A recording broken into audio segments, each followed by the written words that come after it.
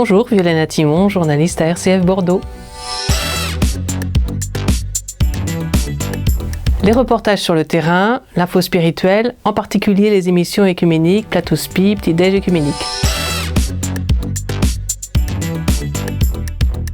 Au départ, j'aimais beaucoup la radio, c'était une passion.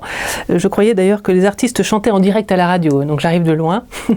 J'aimais beaucoup cet outil un peu magique, la technique aussi radio. Donc j'ai poussé les portes des radios une fois étudiante, les radios locales, et puis je suis arrivée à RCF.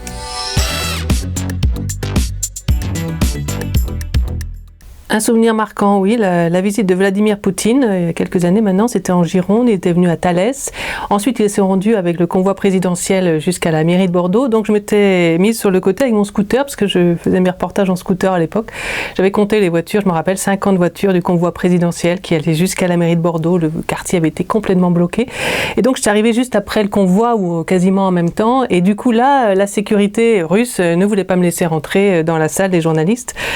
Et niet. Et alors du coup, le service de presse de la mairie de Bordeaux, si, laissez-la rentrer, elle est des nôtres.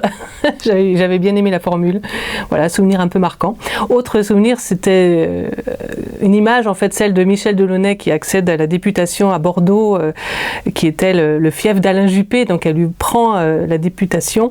Et là, une image, la Coupe du Monde, quoi, dans les rues, une grande liesse et une marche triomphale pour aller jusqu'à la préfecture.